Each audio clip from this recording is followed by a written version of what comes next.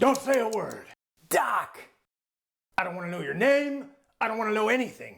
Listen, Doc! Quiet! Doc, it's me, Marty! Don't tell me anything. Doc, you gotta help. Quiet. I'm gonna read your mind. Now let's see. You've come from a great distance. Yes! Don't tell me. You want me to subscribe to your YouTube channel? No! Not a word now. Quiet.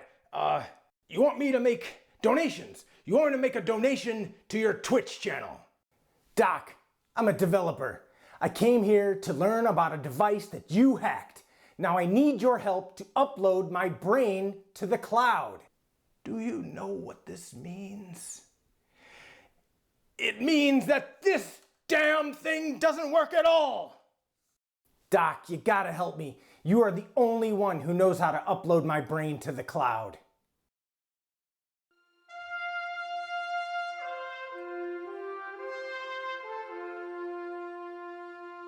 So, is there a relationship between cognitive function and video game performance? In other words, when I'm focused and attentive, do I play better? Or when I'm distracted, do I play worse? Is there any connection at all?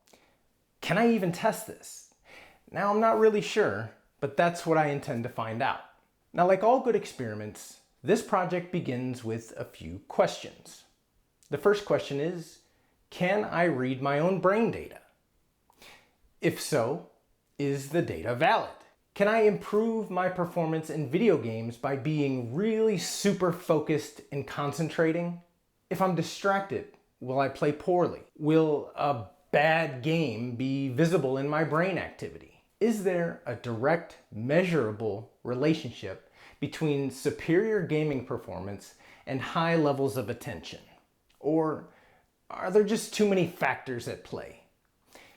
To answer those questions, I've set the following objectives. Now, obviously, the first goal is to capture my brain data at home in an accurate and cost-effective manner. Next, I think it's necessary to establish a baseline mental state, just some readings to see where my brain is at. Then, I'll need to capture my brain data while playing a video game.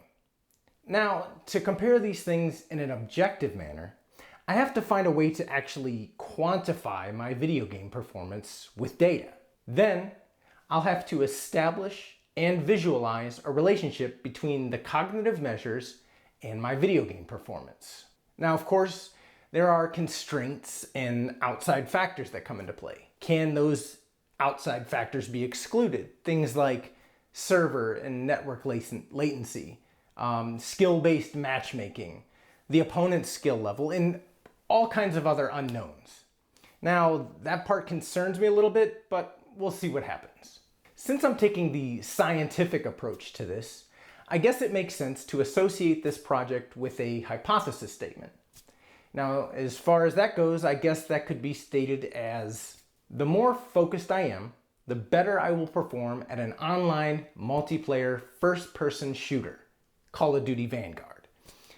Conversely, when I'm distracted, my performance will be negatively impacted. So, how am I going to upload my brain to the cloud? Well, let's imagine that this is my brain. Well, okay, maybe that's a little bit generous. There, that's better. So the first step here is to capture my brain data.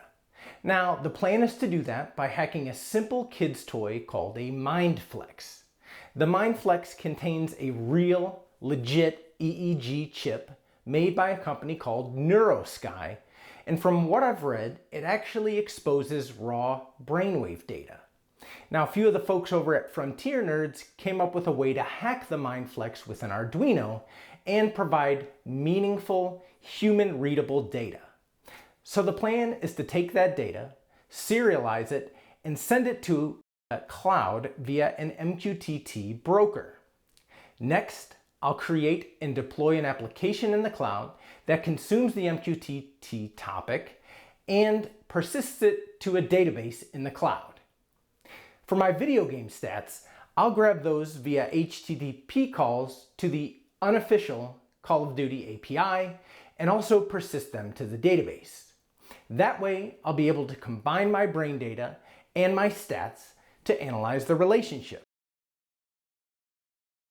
Let's pause for a second to talk about messaging.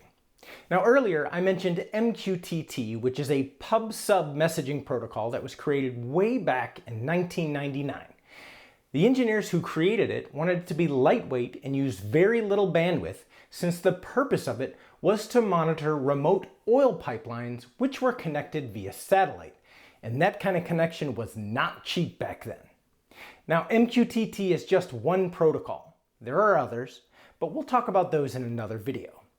As I mentioned, it uses the pub-sub pattern, which looks like this. A producer is a client that has a message, any message that it publishes, to an MQTT broker on a topic. Now, if there are no subscribers when the message is published, the broker simply gets rid of the incoming message. That is, unless the publisher says the message should be kept around. Now, if that happens, the broker keeps only the last message flagged to be retained. When a consumer or subscriber connects to the given topic, they'll immediately receive the last retained message and all incoming messages going forward until the consumer disconnects. Did you notice when I mentioned the broker just now, I said topic and not queue? That's right.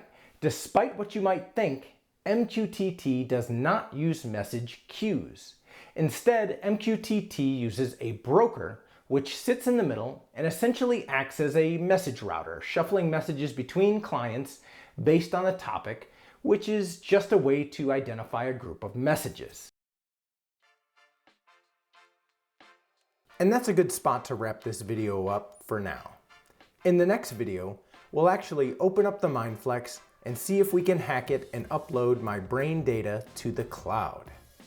As always, thanks for watching.